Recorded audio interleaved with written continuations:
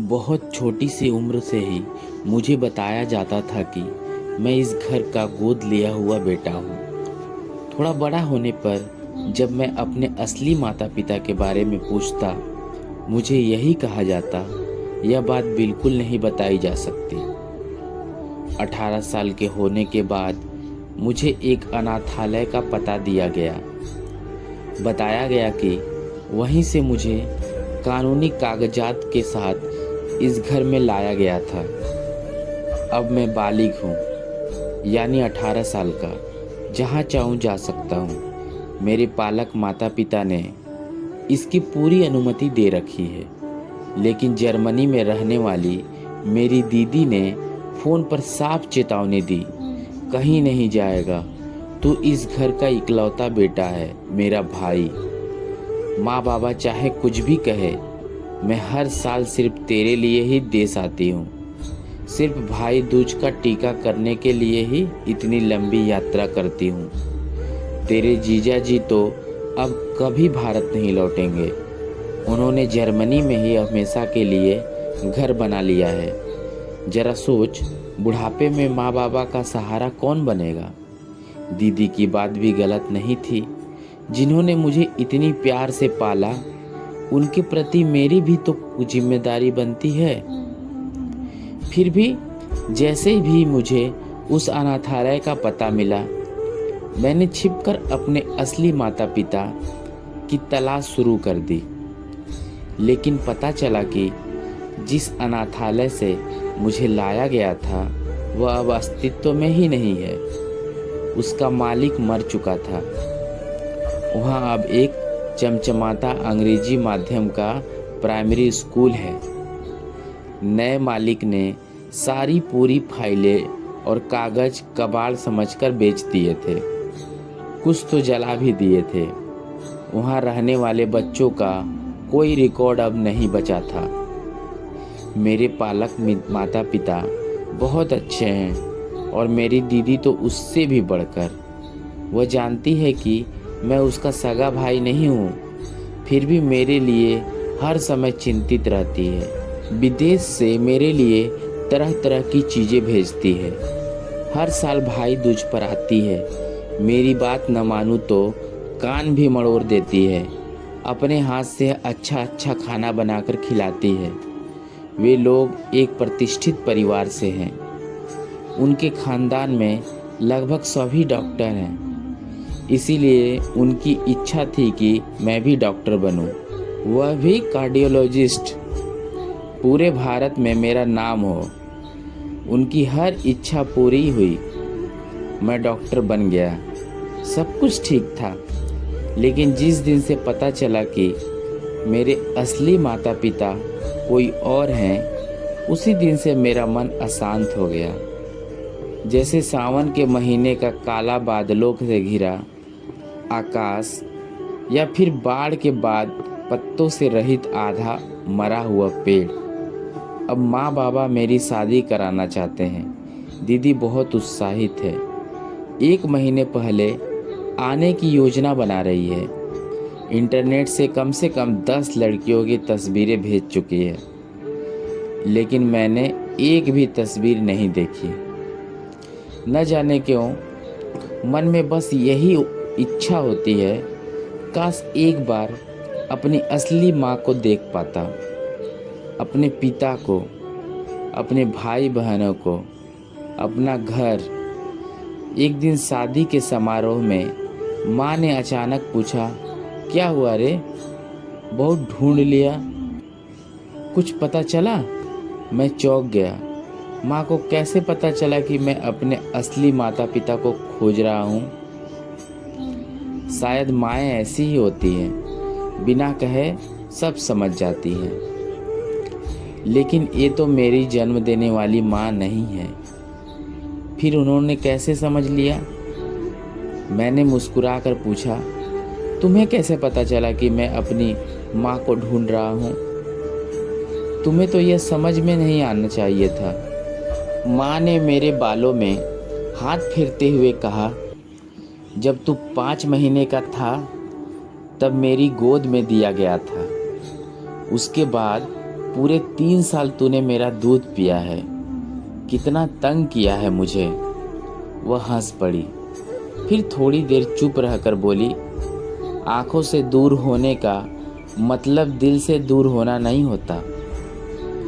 तू तो मेरी आंखों का तारा है, लेकिन तेरी असली माँ शायद तुझे भूल चुकी होगी। यह सुनकर जाने क्यों मुझे गुस्सा आ गया।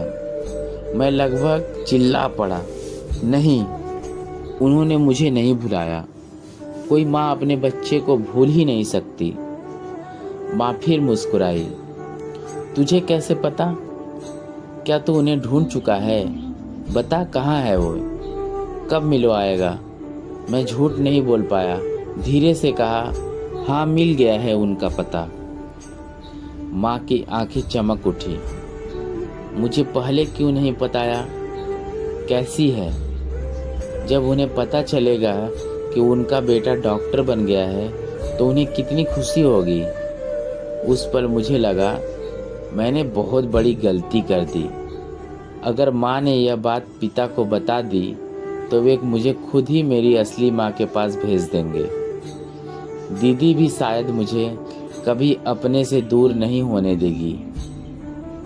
असलियत यह थी कि मैंने अपनी माँ को ढूंढ तो लिया था, लेकिन उनके जीवन की सच्चाई ऐसी थी कि उसे सुनकर सब टूट जाते। मैं खुद भी उनके सामने जाकर यह नहीं कह पाता था, माँ मैं आपका बेटा हूँ। लेकिन आश्चर्य की बात यह हुई कि माँ ने यह बात किसी से नहीं कही, न पिता से, न दीदी से, न किसी और से। हाँ, उसके बाद उनके व्यवहार में थोड़ा बदलाव जरूर आ गया। वे मुझसे कुछ दूरी बनाने लगी, शादी की बात बंद कर दी। दीदी जब लड़की की तस्वीरों की बात करती तो माँ टाल देती। कुछ दिन बाद सब फिर से सामान्य हो गया। माँ फिर शादी की बातें करने लगी, पहले की तरह अपने हाथ से खाना खिलाने लगी, सिर में तेल लगाती और कहती, तेरा दिमाग बहुत गर्म रहता है, यह तेल लगाने से ठंडा रहेगा। माँ की तबीयत खराब होती तो हमें बताती भी नहीं। इतने बड़े डॉक्टर पति का दवा नहीं खाती, कहती तुम लोगों को अभी कुछ नहीं आता, मेरे प्रसन्न डॉक्टर ही सब जानते हैं। एक दिन माँ ने कहा कि वे उसी होम्योपैथी डॉक्टर के घर जाएगी। मैं, माँ और ड्राइवर कार से निकले, लेकिन रास्ते में माँ ने अचानक ड्राइवर से कहा, गाड़ी दूसरी तरफ मोड़ो। मैंने कहा, उधर क्यों? डॉक्टर काका का घर तो दूसरी दिशा में है। माँ बोली, चुपचाप बैठ। कुछ देर जाकर एक बड़े बिल झील नुमा मैदान के किनारे गाड़ी रुकी। माँ उतरकर घास पर बैठ गई, फिर मुझे अपने पास बुलाकर गोद में सिर रखवा लिया।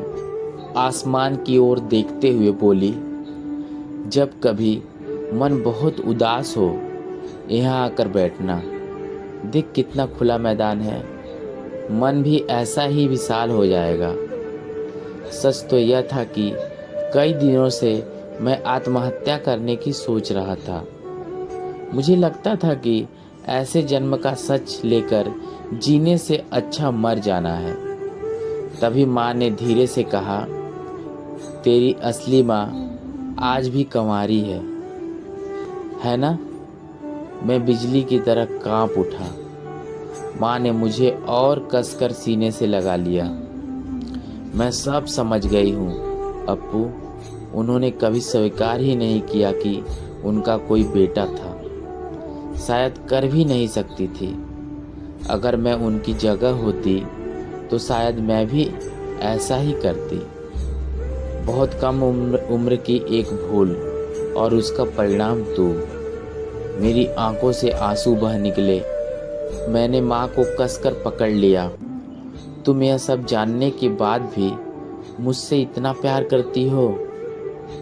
जानते हो कितनी बार आत्महत्या करने की सोची, लेकिन हर बार तुम्हारा चेहरा, बाबा का चेहरा, दीदी की याद आ जाती थी। माँ ने मेरा हाथ अपने पेट पर रख दिया, फिर बोली, बेटा तू इस पेट से पैदा नहीं हुआ, यह सच है, लेकिन तू मेरे मन में जन्मा है, मेरी चेतना में, मेरे हृदय में। जिस दिन से तूने मेरा दूध पिया, उसी दिन से तू सिर्फ मेरा बेटा है, पूरी तरह मेरा। बहुत दिनों बाद मुझे गहरी नींद आने लगी। खुले आसमान के नीचे मैंने धीरे से कहा, माँ मुझे बहुत नींद आ रही है। माँ ने मुझे सीने से लगा लिया। उनकी आंखों से आंसू बह रहे थे। उन्होंने कहा, सो जा, मेरे सीने पर वैसे ही सो जा जैसे बचपन में सोया करता था, बिल्कुल वैसे ही। लेख बाबूराम मंडल।